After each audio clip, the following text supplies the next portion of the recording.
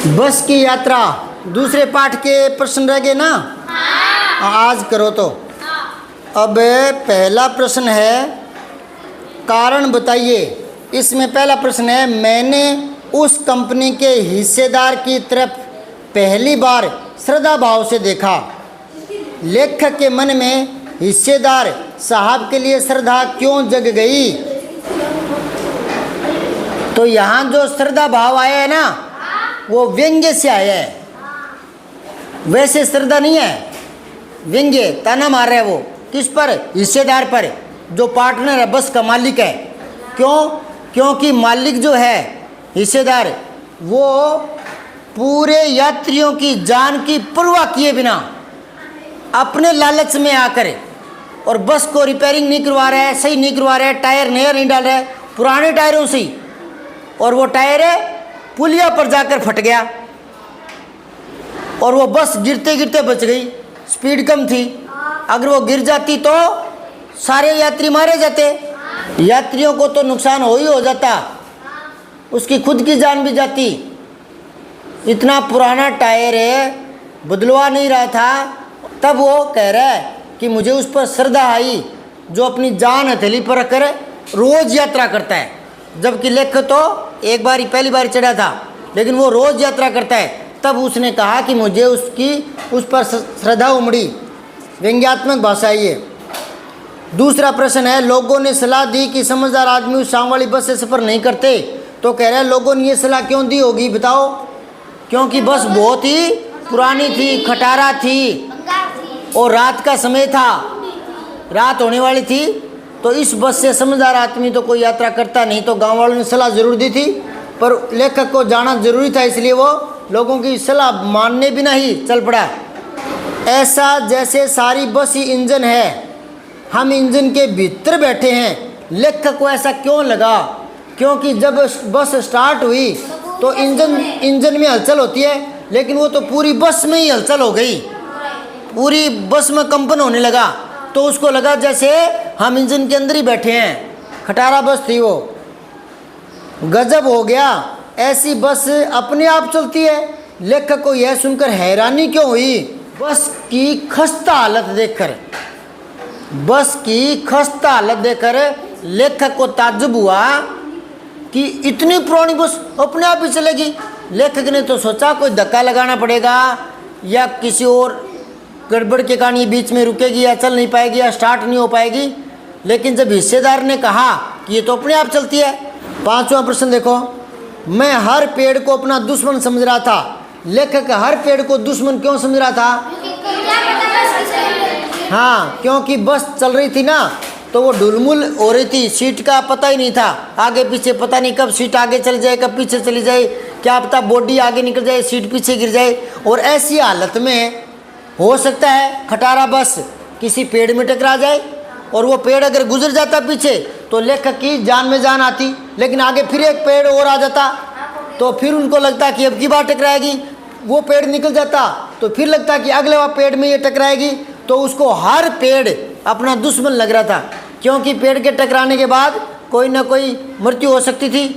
तो वो अपने हर दिखाई देने वाले पेड़ को दुश्मन मान रहा था। उसे लगता था कि ये खटारा बस उस पेड़ में टकराएगी। पाठ से आगे ये और करके देख लेते हैं। सविनय अवज्ञा आंदोलन किसके नेतृत्व में किया गया? तो आपको लिखना है महात्मा गांधी के। और किस उद्देश्य से किया गया? क्योंकि अंग्रेज़ों का शासन था और अंग्रेज़ों के साथ सहयोग न करना ये नीति अपनाई थी महात्मा गांधी ने। ये 1930 की बात है, ठीक है ना? कब की बात है? 1930 की। एक दो शब्द लिख लिया करो, बाकी जो है ना वो मैं जो बोल रहा हूँ वो याद आ ही जाता है।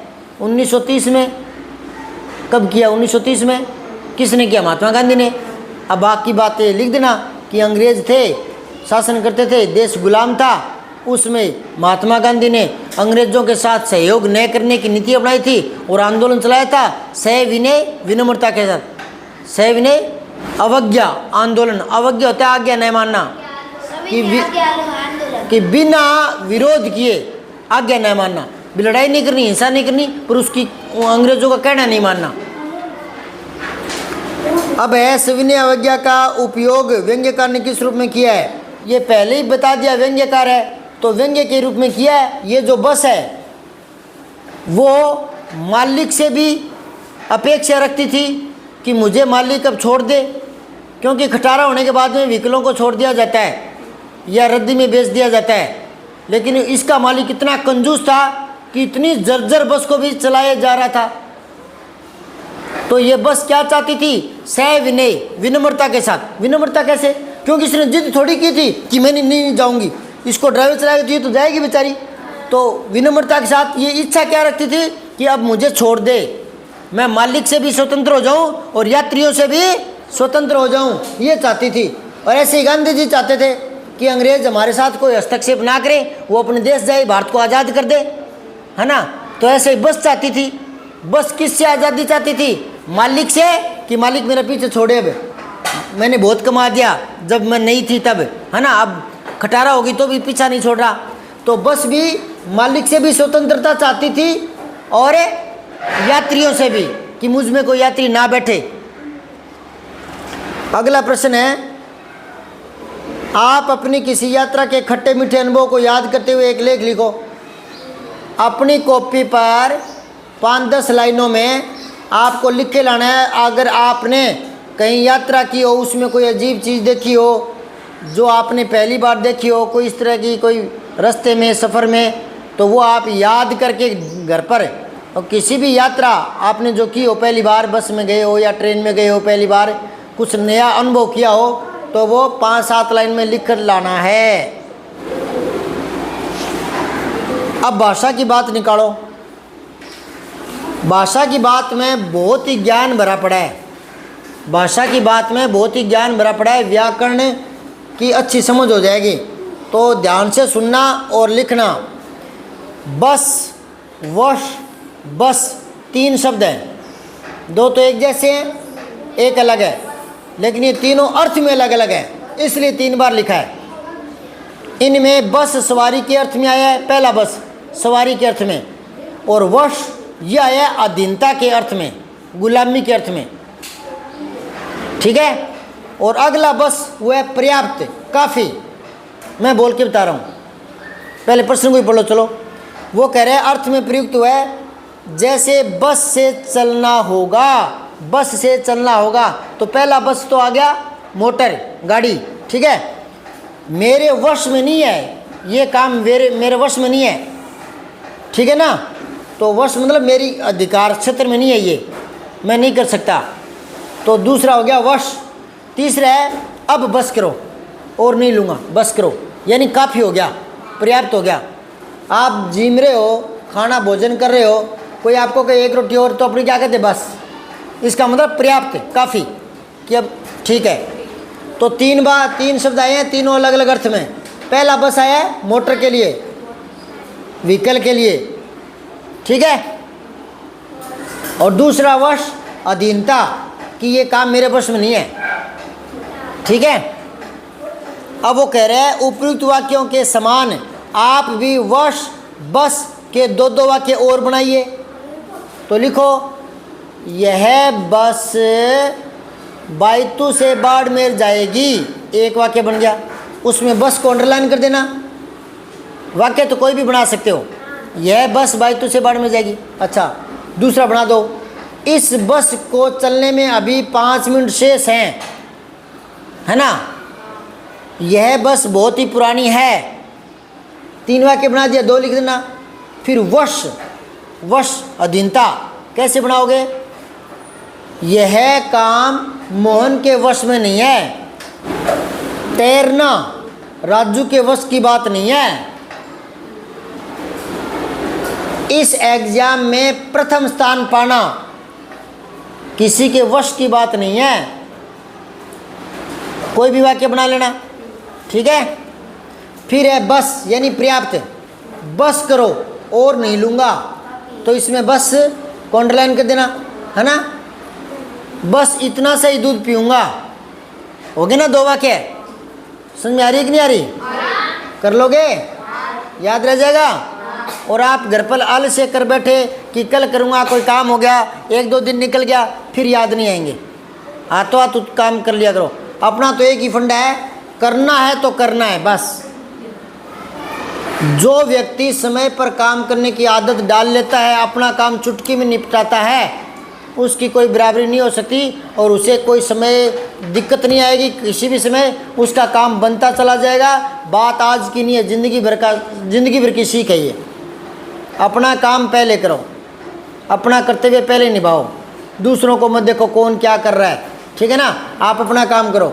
जो बच्चा शुरू से ऐसी आदत बना लेगा वो फायदे में रहेगा। मैंने मेरी माँ को देखा, बहुत ही एक्टिव थी मेरी माँ, हर काम चुटकी में कर लेती थी, पता ही नहीं चलता था, इतना काम होता था। पहले तो आपकी दादी से पूछ रहा, बहुत काम हुआ करता था। आजकल तो वैज्ञानिक युग आ गया, हर काम बटन से होता है। पहले तो वो झलका बोलते हो आप, दूध बिलोना, उसमें भी घंटों घंटों लगते थे, लेकिन आजकल तो उन्हीं घंटों में 10 काम कर लो और वो बटन दबा के रख दो, मशीन चलती रहेगी, हो जाएगा ना काम। तो आजकल तो सारा काम बटनों से होने लगा, लेकिन पहले हाथों से करते थे। तो इतनी एक्टिव थी मेरी माँ, और वही एक्टिवता हम में आ गई। अब मैं सुबह आता हूँ ना, किराए पर रहता हूँ आपको पता है, तो और टीचर भी हैं साथ में, लेकिन कई तो आलस कर लेते हैं कि यार सुबह सुबह नहीं रोटी सब्ज़ी बनती। मैं तो चुटकी में ही 15 मिनट में ही रोटी सब्ज़ी फटाक से, आदत में डालो काम करना फटाक से, ठीक है ना। जैसी आदत बनाओगे वैसे ही बन जाओगे। अगला प्रश्न है, हम 5 मित्रों ने तय किया, तय मतलब निश्चित किया, तय किया कि शाम 4 बजे की बस से चलेंगे। ये तय कर लिया, हालांकि लोग तो मना कर रहे थे, लोग तो, पर उन्होंने तय कर लिया कि इसी से चलेंगे। पन्ना से इसी कंपनी की बस सतना के लिए घंटे बाद मिल जाएगी।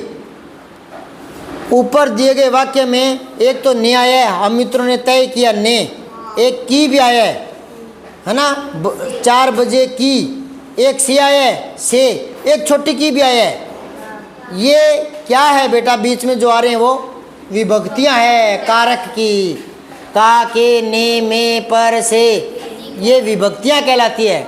और इनके बिना क्या हो जाता है, अगर हिंदी में से कारक निकाल दें तो क्या हो जाएगा, वाक्य नहीं बनेगा, वाक्य नहीं बनेगा। फिर हो जाएगा राम रावण लंका मारा, राम रावण लंका मारा, लंका ने राम को मारा कि राम ने लंका को मारा कि लंका ने रावण को मारा, पता ही नहीं चल रहा। तो लगाना पड़ेगा राम ने रावण को लंका में, तो ने को में यार है ना, तो ये कारक होते हैं। समझाई बात है। मुझे राम की पेंसिल मिल गई, तो की हटा दो, मुझे राम पेंसिल मिल गई, राम पेंसिल मिल गई, गड़बड़ हो जाएगी ना। तो ये वाक्य में जो शब्द आते हैं उनका आपस में संबंध तय करते हैं कारक। दोबारा सुनो, कारक क्या करते हैं, जो वाक्य में शब्द हैं उनसे एक संबंध बनता है। नहीं तो क्या हो जाएगा, ना के में पर ये हटा दें तो क्या हो जाएगा, वो वाक्य नहीं होगा, उसका भाव नहीं निकलेगा, वो शब्दों का भंडार हो जाएगा, शब्दों का समूह बनकर खड़ा हो जाएगा। जैसे कल मैंने आपको 20 शब्द लिखाए थे कोमा लगा लगा करके, तो ये ने में पर हटा देंगे तो वो शब्द लिखे दिखेंगे बस, राम रावण लंका मारा, शब्दों का भंडार हो जाएगा, वाक्य नहीं बनेगा। समझ गए? हाँ सही है, ये सही कह रहा है, लाख चूड़ी मतलब 1 लाख चूड़ी, जबकि वो तो ये कह रहे हैं लाख की चूड़ी, अगर की हटा दिया तो हो जाएगा लाख चूड़ी, मतलब 1 लाख चूड़ी। ऐसे गिनते ना कितनी चूड़ी के, 2 चूड़ी 4 चूड़ी 5 चूड़ी के, लाख चूड़ी, जबकि वो लाख की चूड़ी कह रहा है। तो शब्दों का बहुत फर्क पड़ता है, आपस में संबंध तय करने के लिए कारकों की जरूरत पड़ती है। तो अब ये क्या कह रहा है कि ऐसे शब्दों को कारक कहते हैं, ने में का के करिए ना। इसी तरह 2 वाक्यों को एक साथ जोड़ने के लिए छोटी की का प्रयोग होता है। तो वो कह रहा है आप भी कहानी में से 4 वाक्य छांट कर लाएं जिसमें ने का के की आते हैं। छांट के लाना है कल आपको खुद को, और मैं छांटे हुए बोल देता हूँ, इतना फास्ट बोलूँगा कि आप लिख नहीं पाओगे। क्यों? क्योंकि आपसे छंटवाना है मुझे, आप घर पर जाकर और छांटना, जो मैं छांट के बता रहा हूँ वो नहीं छांटना। मैं तो छांट के मैंने रखे गए हैं, पर वो आपको लिखने नहीं, और कोई लिखने हैं। लोग इसमें इसलिए सफ़र नहीं करना चाहते कि वृद्धावस्था में कष्ट होगा, तो छोटी की आ गया है ना। यह बस सदियों के अनुभव के निशान लिए हुए थी, तो के आ गया। हमें लग रहा था कि छोटकी, हमारी सीट के नीचे इंजन है तो छोटकी आ गया। बस को देखते तो मन में श्रद्धा उमड़ जाती, को आ गया, है ना। हमें छोटों की तरह प्यार से गोद में लिए हुए है। तो ये जो कारक आते हैं वो ये वाले जो मैंने बोले वो नहीं लिखने, और कोई वाक्य लिखे लेना है पाठ में से देकर 4 वाक्य जिसमें का, ने, में पर आना चाहिए। छोटे वाक्य लेना, बड़े वाक्य मत लिखना जिसमें पूर्ण विराम बाद में, ऐसा नहीं, छोटा छोटा पूर्ण विराम आए, का के की आना चाहिए, ऐसे छांट के लिखने 5-4 वाक्य, ठीक है। अगला प्रश्न है, हम फौरन खिड़की से दूर सरक गए, चांदनी में रास्ता टटोलकर वह रेंग रही थी। कौन रेंग रही थी? बस चांदनी में रास्ता टटोलकर। रास्ता क्यों टटोल रही थी? क्योंकि उसकी खुद की लाइट है, हाँ, खुद की लाइट कम हो गई थी। दिए गए वाक्यों में आई, सरकना और रेंगना जैसी क्रियाएं 2 प्रकार की गतियां दिखाती है। एक तो सरकना होता है, एक रेंगना।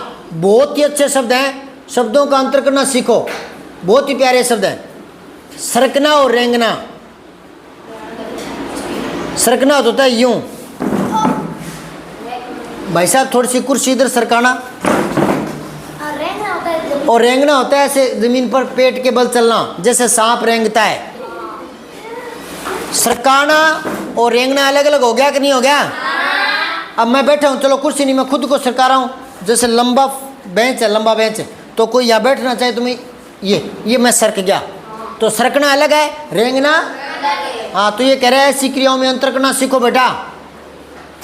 बहुत बढ़िया प्रश्न नहीं है क्या? सरकना और रेंगना अलग नहीं है? अब वो कह रहे हैं आप ऐसे क्रियाएं छांटो, ऐसी कुछ क्रियाएं एकत्रित करो कि गति के लिए प्रयुक्त होनी चाहिए वो, जैसे घूमना इत्यादि। तो मैं 4-5 क्रियाएं लिखवा रहा हूँ, वाक्य आप बना कर देखना, गलत होगा तो मैं सही करके चेक करूँगा, उस समय सही करके वाक्य बना दूंगा। तो आप एक बार प्रयास करना, साथ में बता देता हूँ थोड़ा। एक तो है चलना, एक है फिरना, एक है घूमना, एक है दौड़ना। ये लग एक जैसे रहे हैं पर अलग अलग है, समझ गए? चलना तो हो गया सामान्य गति से चलना, ठीक है। फिर दौड़ना होता है सामान्य से तेज चलना, सामान्य से तेज चलना।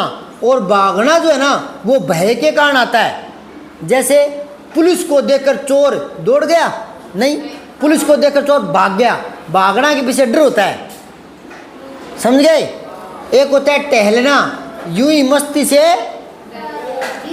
चलना, वो टहलना होता है।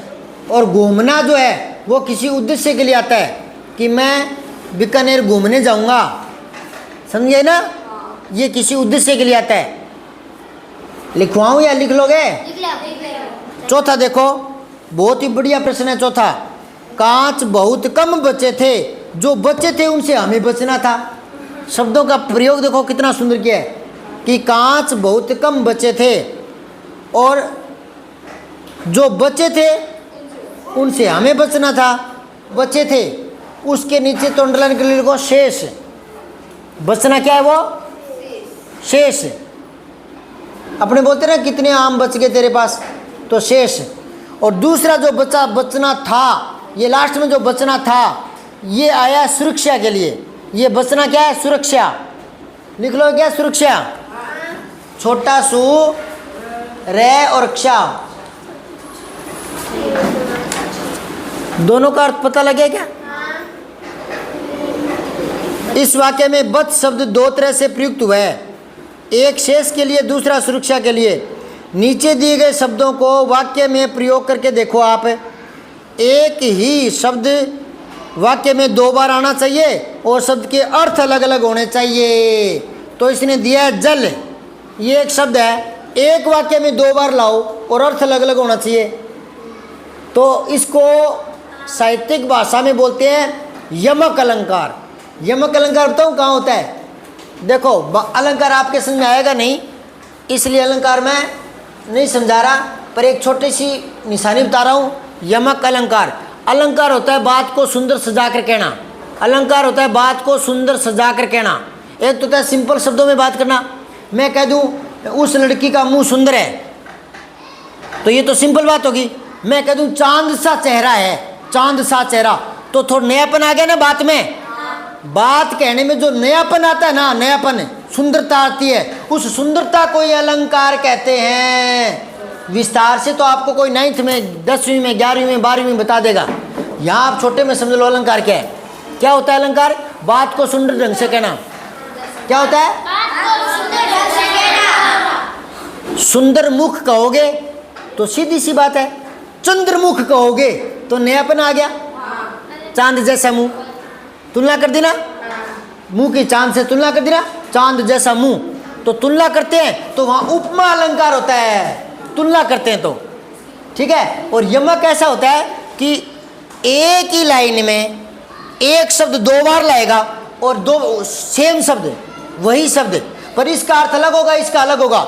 इस चमत्कार को यमक अलंकार कहते हैं। है तो नयापन, है तो नयापन। देखो मैं एक बता रहा हूं, जल, मैं वाक्य बना रहा हूं।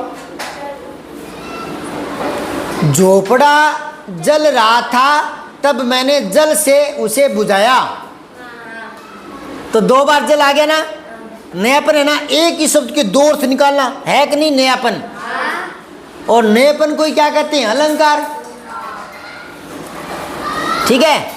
दूसरा देखो, हार, वह हार गया था इसलिए उसके गले में हार नहीं डाला गया। वह हार गया था इसलिए उसके गले में हार नहीं डाला गया।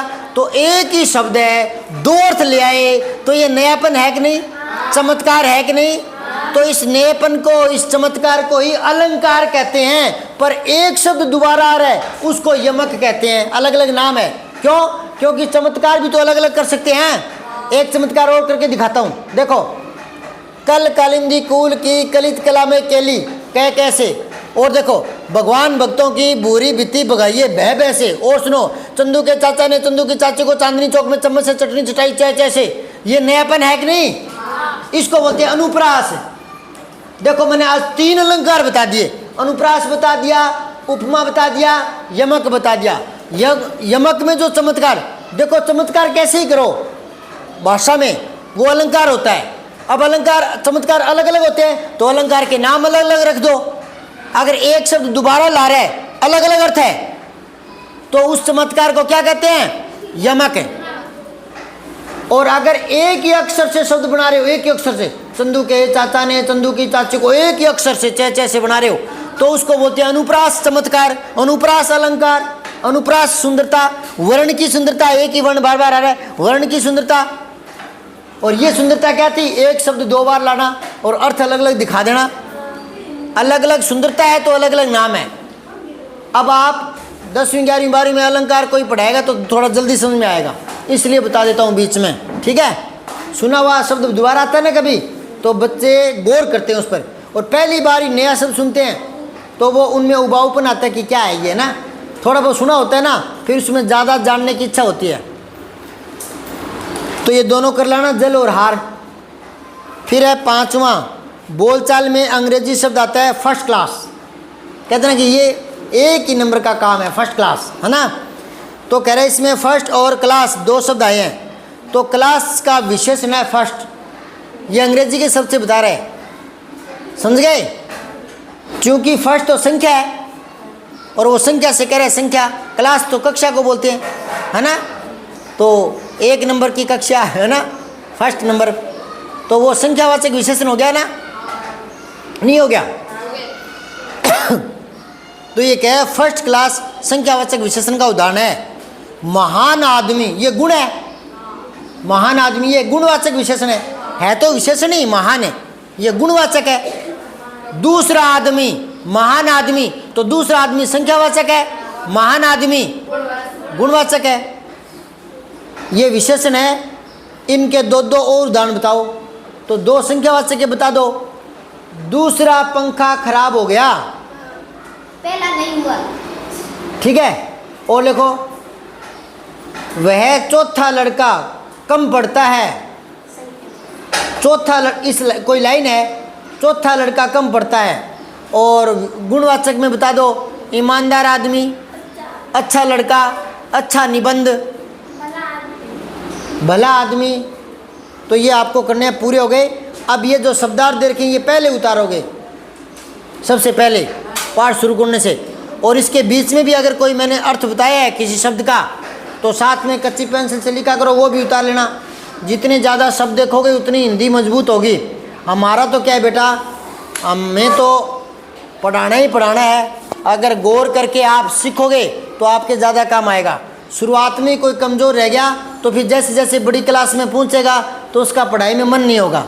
शुरू से ही मन लगा कर पढ़ने की आदत डाल लो और मन में सोचो कि मुझे बकरियां नहीं चरानी, मुझे तगारी नहीं ढोनी। जब चिनाई होती है ना, चिनाई, तो मजदूर काम करते हैं कि नहीं करते?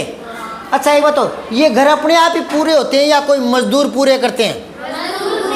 अच्छा तो मजदूर कौन होता है? मैं होता हूँ क्या? मैं जाके तगारी डालूंगा क्या? नहीं डालूंगा, क्योंकि मेरे पैसे आ रहे हैं जेब में हर महीने वाले दिन। आप सोच रहे हो कि आपके पास भी हर महीने वाले दिन पैसे आए तो बेटा पढ़ना शुरू करो, नौकर लग जाओ, नहीं तो दोपहर में तगारी ढोनी पड़ेगी। हाँ, वो आपको तय करना है।